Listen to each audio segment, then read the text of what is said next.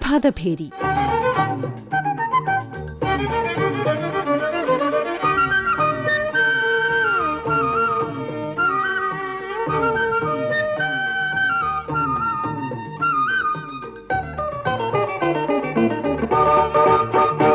വിലക്കയറ്റമാണ് വിഷയം.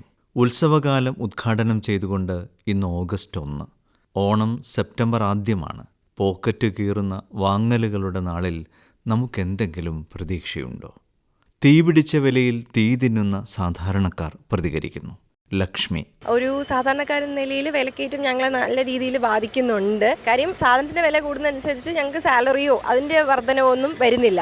ഒരു ദിവസം 500 രൂപ മാറ്റി ഞങ്ങളുടെ കയ്യിൽ ഒന്നും ഇല്ലാത്ത അവസ്ഥയാണ്. അതുപോലെ മക്കളുടെ ഫീസിന്റെ കാര്യമായാലും സ്കൂൾ ഫീസ് എല്ലാത്തിനും അതിൻ്റെതായ വർധനവ് ഉണ്ട്. അപ്പം ശമ്പളം അതിനനുസരിച്ച് ഞങ്ങൾക്ക് കൂടുന്നുമില്ല. എന്നാൽ വില കയറ്റം ഞങ്ങൾക്ക് കയ്യിൽ നിൽക്കാത്തൊരു അവസ്ഥയിലോട്ടാണ്. നമ്മൾ കൂടുതലും മറ്റുള്ള സംസ്ഥാനങ്ങളെ ഡിപ്പെൻഡ് ചെയ്താണല്ലോ കേരളം ഇതാവുന്നത്. അതുകൊണ്ടാണ് നമ്മൾ തന്നെ കുറച്ചും കൂടി ശ്രമിച്ച് നമുക്ക് സ്വന്തമായിട്ട് ഉൽപ്പാദിപ്പിക്കുന്നതൊക്കെ ചെയ്താൽ കുറച്ചും കൂടിയൊക്കെ നമുക്ക് കൺട്രോൾ ചെയ്യാൻ പറ്റും എന്നാണ് എനിക്ക് തോന്നുന്നത്. അതിനുള്ള ഇതൊക്കെയാണോ ചെയ്യേണ്ടത്, അത് സർക്കാർ നമുക്ക് സഹായമായി തന്നെങ്കിൽ അത് വലിയ ഉപകാരമായി. പച്ചക്കറിക്കായാലും വിലയാണ്. പണ്ടിപ്പോൾ 100 രൂപയ്ക്ക് ഒരു കിറ്റ് കിട്ടുമായിരുന്നു. അത് ഞങ്ങൾക്ക് ഒരു 3-4 ദിവസം വെച്ച് ഉപയോഗിക്കാമായിരുന്നു. പക്ഷേ ഇപ്പം അതിൻ്റെ ക്വാണ്ടിറ്റിയൊക്കെ അവർ കുറച്ചു. ക്വാളിറ്റി നല്ല രീതിയിൽ വ്യത്യാസമുണ്ട്. പെട്ടെന്ന് അഴുകി പോകുന്നു മലക്കറികൾ. അങ്ങനെ ഒരു പ്രശ്നവും ഉണ്ട്. പിന്നെ മീനിപ്പോൾ ഭയങ്കര വിലയാണ്. മീന് നമുക്ക് സാധാരണക്കാർക്ക് 100 രൂപയ്ക്ക് കുറഞ്ഞ് ചാള പോലും വാങ്ങിക്കാൻ പറ്റത്തില്ല. സൺഡേ ആഴ്ചയിൽ ഒരിക്കൽ ഇപ്പം മീനൊക്കെ മേടിക്കാറുള്ളൂ. ഓട്ടോ ഓടിക്കുന്ന സുബൈർ: പെട്രോൾ വില കൊണ്ട് വണ്ടി ഓടിക്കാൻ നിവർത്തില്ല. 100 രൂപ കഴിഞ്ഞപ്പോൾ ഈ CNG തന്നെ അവൻ 40 രൂപയ്ക്ക് കിടന്നത് 89 രൂപ ആയി. ഇപ്പോൾ ഇങ്ങനെ ഓടിച്ച് നമുക്ക് മുമ്പോട്ട് പോകാൻ പറ്റും. അത് തന്നെ വെളിച്ചെണ്ണ ഇപ്പം തന്നെ 500 അടുപ്പിച്ചായി. പിന്നെ ആഹാര സാധനങ്ങൾ കടയിൽ പോയി ചായ 12, 15, 20 രൂപ ഉണ്ട്. ഒരു വണ്ടി ഓടിയാൽ 30 രൂപ തരാമെന്ന് തന്നെ 31 രൂപ ആകുമ്പോൾ 30 തരുള്ളൂ. ഈ മുമ്പോട്ട് പോകാൻ വലിയ പ്രയാസമാണ്. കാരണം നമ്മുടെ ഈ വരുമാനം കൊണ്ടൊന്നും ഒന്നും കഴിക്കാൻ പറ്റാത്ത അവസ്ഥയാണ്. ഇപ്പോൾ ഒരു ഉണ്ണാൻ പോലും എല്ലാത്തിനാണ് അവസ്ഥ. ഇന്ധന വില കുറയ്ക്കുകയാണെങ്കിൽ എല്ലാ സാധനങ്ങളുടെ വിലയും കുറയും. വീട്ടമ്മയായ സഫിയ റഷീദ്: മഴ കാരണം മനുഷ്യർക്ക് പണിക്ക് പോകാൻ പറ്റാത്ത ഒരവസ്ഥയെ, രോഗങ്ങൾ കൊണ്ട് വലയുന്ന ഒരവസ്ഥ, കുട്ടികളുടെ സ്കൂൾ തുറന്ന ഒരു സമയം, സാമ്പത്തിക ബുദ്ധിമുട്ടുകൾ അനുഭവിക്കുന്ന ഈ കാലഘട്ടം, കടം വാങ്ങുന്ന ഒരവസ്ഥയിലേക്കും ലോൺ എടുക്കുന്ന ഒരവസ്ഥയിലേക്കും അത് തിരിച്ചടക്കാൻ പറ്റാത്ത ഒരവസ്ഥയിലേക്കും എല്ലാം നമ്മൾ മാറും. അപ്പോൾ നമ്മൾ വീണ്ടും കടക്കണിയിലേക്ക് ആഴ്ന്നുകൊണ്ടേയിരിക്കും. പലചരക്ക് സാധനങ്ങൾക്ക് അരി, പഞ്ചസാര, പയറുവർഗ്ഗങ്ങൾ, ഇപ്പം നിലവിൽ വെളിച്ചെണ്ണ, അപ്പൊ തേങ്ങയ്ക്കൊക്കെ ഇങ്ങനെ നിരന്തരമായിട്ട് വില വർദ്ധിക്കുമ്പോൾ അതുപോലെ തേങ്ങയും എണ്ണയും ഒന്നും ഇല്ലാത്ത ഒരു കറിയും നമ്മുടെ കേരളീയർക്ക് ഇല്ല. അവശ്യ സാധനങ്ങളുടെ വില കുത്തനെ ഇങ്ങനെ ഉയരുമ്പോൾ പാവപ്പെട്ട ഞങ്ങൾക്ക് ജീവിതം മുന്നോട്ട് കൊണ്ടുപോകാൻ തന്നെ വളരെയധികം ബുദ്ധിമുട്ടാണ്. സമീപ സംസ്ഥാനങ്ങളിൽ നിന്ന് നിത്യോപയോഗ സാധനങ്ങളെങ്കിലും നിയന്ത്രിത വിലയ്ക്ക് കൊണ്ടുവരുന്ന കാര്യം സർക്കാർ ഏറ്റെടുക്കണമെന്ന് വ്യാപാരി വ്യവസായി ഏകോപന സമിതി working president P Kunhavu Haji: വ്യാപാരികളെ സംബന്ധിച്ചിടത്തോളം പ്രത്യേകിച്ച് ഈ ഓണക്കാലത്ത് വില വർധനവ് വളരെയധികം പ്രയാസം ഉണ്ടാക്കുന്ന ഒരു സാഹചര്യമാണ് വരാൻ പോകുന്നത്. ഇത്തരത്തിലുള്ള ഒരു വില വർധന നടത്തുന്നുണ്ടായാൽ മാതിരി നമുക്ക് തോന്നുന്നില്ല. സാധാരണക്കാരെ ഉപയോഗിക്കുന്ന പച്ചക്കറി പോലും തൊടാൻ പറ്റാത്തൊരു കാലഘട്ടമാണ്. എല്ലാ സാധനങ്ങളും കിട്ടാനില്ലാത്ത ബുദ്ധിമുട്ടില്ല. എല്ലാ സാധനത്തിനും വലിയ കുതിച്ച് വിലയാണെന്നേ ഉള്ളൂ. നമ്മുടെ നാട്ടിലെ ഒരു സാധനങ്ങളും ഉൽപ്പാദിപ്പിക്കപ്പെടുന്നില്ല. നമുക്ക് മുഴുവൻ കർണാടകയിൽ നിന്നും തമിഴ്നാട്ടിൽ നിന്നും ആന്ധ്രയിൽ നിന്നൊക്കെ വരുന്ന സാധനങ്ങളാണല്ലോ കേരളത്തിൽ വിൽക്കുന്നത്. അവിടുന്ന് വരുന്ന സാധനങ്ങൾക്കുള്ളൊരു നിയന്ത്രണം ഗവൺമെന്റ് കൊണ്ടുവന്നിട്ട് അതിന്റെ വില ആ തരത്തിൽ നിശ്ചയിച്ച് രാജ്യത്ത് എത്തിക്കാനുള്ള മാർഗങ്ങൾ ചെയ്യണം. അതല്ലെങ്കിൽ ആ കച്ചവടക്കാർ അവിടുന്ന് എന്ത് ഇറക്കാനും കൊടുത്തിട്ട് ഇവിടെ വാങ്ങി വെക്കലല്ലാണ്ട് കച്ചവടക്കാർക്ക് വേറെ മാർഗമില്ലല്ലോ. വിലക്കയറ്റത്തെ വിശകലനം ചെയ്യുന്നു സംസ്ഥാന ആസൂത്രണ ബോർഡിലെ പ്ലാൻ കോർഡിനേഷൻ വിഭാഗത്തിന്റെ മേധാവിയായിരുന്ന കമലാസനൻ കാര്യാട്ട്. രാജ്യം വൻ വികസന കുതിപ്പ് നടത്തുമ്പോഴും ഉപഭോക്തൃ വില സൂചികയെ അടിസ്ഥാനമാക്കിയുള്ള രാജ്യത്തെ പണപ്പെരുപ്പ നിരക്ക് 2025 ജൂണിൽ കഴിഞ്ഞ വർഷത്തെ ഏറ്റവും താഴ്ന്ന നിരക്കായ 2.10% കുറയുകയുണ്ടായി. രാജ്യത്തെ മൊത്ത വില സൂചികയിലും ഈ കുറവ് നമുക്ക് പ്രതിഫലിക്കുന്നതായി കാണാൻ കഴിയും. വമ്പിച്ച ഉൽപാദന വർധനവും അതുവഴി ഭക്ഷ്യവസ്തുക്കളുടെ വിലയിൽ ഉണ്ടായ കുറവുമാണ് ചരിത്രപരമായി ഈ നേട്ടം കൈവരിക്കുന്നതെന്ന് നമ്മുടെ രാജ്യത്തെ സഹായിച്ചത്. എന്നാൽ ദേശീയ സാഹചര്യം ഇങ്ങനെയാണെങ്കിലും പണപ്പെരുപ്പവും വിലക്കയറ്റവും സംബന്ധിച്ച് നമ്മുടെ സംസ്ഥാനത്തിന്റെ സ്ഥിതിവിവര കണക്കുകൾ നമ്മൾ പരിശോധിക്കുമ്പോൾ സ്ഥിതി ആശങ്ക ഉളവാക്കുന്നതാണ്. ഒരു ഉൽപാദക സംസ്ഥാനമല്ലാത്ത ഭക്ഷ്യവസ്തുക്കളുടെ അടക്കം ഉൽപാദനത്തിൽ ഗണ്യമായി പുരോഗതി നേടാൻ കഴിഞ്ഞിട്ടില്ലാത്ത ഒരു ഉപഭോക്തൃ സംസ്ഥാനമായ കേരളത്തിലെ നിത്യോപയോഗ സാധനം അടക്കമുള്ളവയുടെ വിലക്കയറ്റ തോത് ദേശീയ ശരാശരിയേക്കാൾ വളരെ ഉയർന്നതാണെന്ന് നമുക്ക് കണക്കുകൾ പരിശോധിച്ചാൽ മനസ്സിലാവും. ഇതിന്റെ ഫലമായി രാജ്യത്ത് ഏറ്റവും വിലക്കയറ്റമുള്ള ഒരു സംസ്ഥാനമായി കേരളം മാറിയിരിക്കുന്നു. കേരളത്തിലെ ഉപഭോക്തൃ വില സൂചിക അടിസ്ഥാനമാക്കിയുള്ള പണപ്പെരുപ്പ നിരക്ക് ഏതാനും മാസങ്ങളായി 6% മുകളിലാണ്. ഇത് ഏറ്റവും അധികം ദോഷകരമായി ബാധിക്കുന്നത് ഇന്നാട്ടിലെ നിത്യവരുമാനക്കാരായ സാധാരണക്കാരായ ജനവിഭാഗങ്ങളെയാണ്. റിസർവ് ബാങ്ക് ഓഫ് ഇന്ത്യയുടെ കണക്കുകൾ പ്രകാരം 4% മുകളിൽ പണപ്പെരുപ്പ് നിരക്ക് രാജ്യത്തോ ഒരു സംസ്ഥാനത്തോ ഉണ്ടാകുന്നത് ഒട്ടും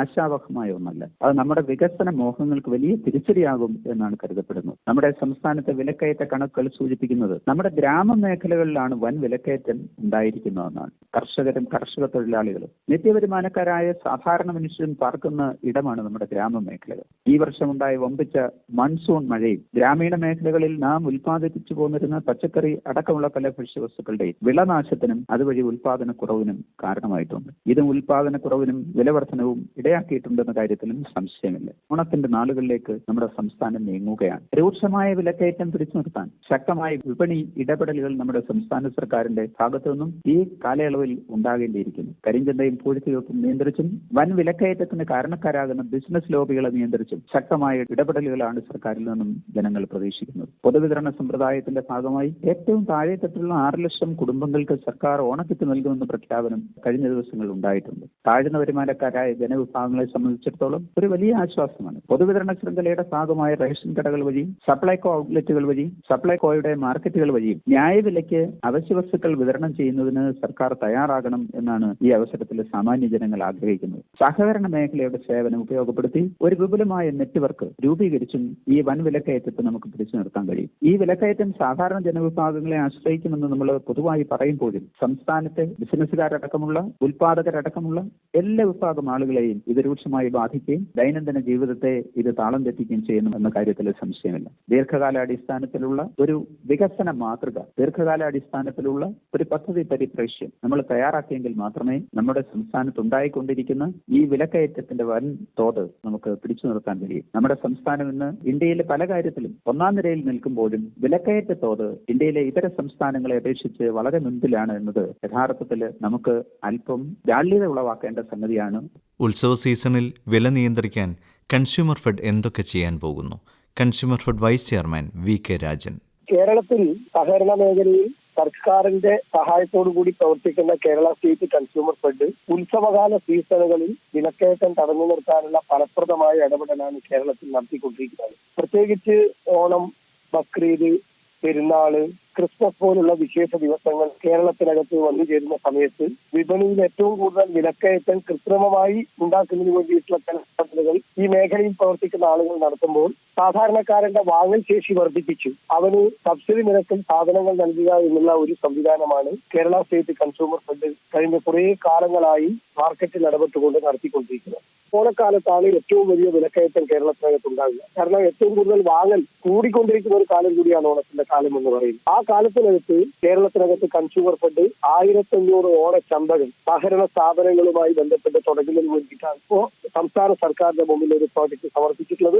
അതിന് ഏതാണ്ട് അംഗീകാരം ലഭിച്ചു കഴിഞ്ഞ ഒരു സാഹചര്യം കൂടിയാണ് ഇപ്പോൾ. അങ്ങനെ 1500 സഹകരണ ഓണച്ചന്തകൾ എന്ന് പറയുന്നത് കേരളത്തിനകത്ത് 1500 സഹകരണ സ്ഥാപനങ്ങളുമായി സഹകരിച്ചുകൊണ്ടാണ് ഈ ഓണച്ചന്ത ആരംഭിക്കുന്നത്. കേരളത്തിനകത്ത് വിപണിയിൽ ഇടപെട്ടുകൊണ്ട് സാധാരണക്കാരെയും സഹായിക്കാൻ കഴിയുന്ന നിലയിൽ വില കുറച്ച് 13 നിത്യോപയോഗ സാധനങ്ങൾ സബ്സിഡി നിരക്കിൽ കൊടുക്കുക എന്നുള്ളതാണ് ഈ ഓണച്ചന്ത കൊണ്ട് കൺസ്യൂമർ ഫെഡ് ഉദ്ദേശിക്കുന്നത്. ഇപ്പോൾ മാർക്കറ്റിൽ ഏറ്റവും കൂടുതൽ വിലയുള്ള മുളക്, അതോടൊപ്പം തന്നെ തൂരപ്പരിപ്പ്, വെളിച്ചെണ്ണ പോലുള്ള സാധനങ്ങളെല്ലാം വാങ്ങുന്നതിന് വേണ്ടിയിട്ട് വലിയ പ്രയാസം അനുഭവിക്കുന്ന ഒരു സാഹചര്യത്തിലാണ് ഈ ഓണച്ചന്ത വില കുറച്ച് സബ്സിഡി നിരക്കിൽ 13 സാധനങ്ങൾ കൊടുക്കുന്നതിന് വേണ്ടി കൺസ്യൂമർ ഫെഡ് ഇപ്പോൾ തീരുമാനിച്ചിട്ടുള്ളത്. ഞങ്ങളുടെ ഏറ്റവും പ്രധാനപ്പെട്ട ലക്ഷ്യം അങ്ങനെ വിപണി ഇടപെടൽ നടത്തുമ്പോൾ പൊതുമേഖലയിൽ സ്വാഭാവികമായിട്ടും സ്വകാര്യ മുതലാളിമാർക്ക് വില കുറയ്ക്കേണ്ടി വരും. അങ്ങനെ മത്സരാധിഷ്ഠിതമായ ഒരു കമ്പോളത്തിലേക്ക് കൺസ്യൂമർ ഫെഡ് ഇറങ്ങുക എന്നുള്ളതാണ് ഇതിന്റെ ഭാഗമായിട്ട് ഞങ്ങൾ ഉദ്ദേശിക്കുന്നത്.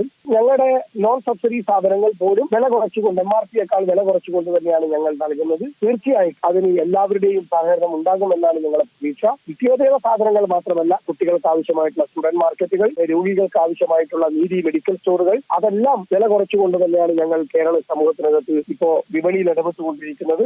349 രൂപയ്ക്ക് സബ്സിഡി വെളിച്ചെണ്ണ 1 കിലോ, നോൺ സബ്സിഡി 1 കിലോ 429 രൂപയ്ക്ക്, സബ്സിഡി മുളക് 1 കിലോയാക്കുന്നു. ഓണക്കിറ്റുകൾ 6 ലക്ഷം മാത്രം. ഉത്രാടത്തിന് അവസാനിക്കും വിധം 1500 സഹകരണ ഓണച്ചന്തകൾ, 13 നിത്യോപയോഗ സാധനങ്ങൾ കുറഞ്ഞ വിലയ്ക്ക്. പ്രഖ്യാപനങ്ങൾ ഇങ്ങനെയൊക്കെയാണ്. സമാന്തരമായി വ്യാജന്മാർ എണ്ണയിലൂടെ കുപ്പിയിലാക്കുകയാണ് നമ്മുടെ ദൗർബല്യങ്ങളുടെ വില. ഓണച്ചന്തകളോളം ഓടിയെത്തണ്ടേ നമ്മൾ ഇനിയും 10-20 നാൾ.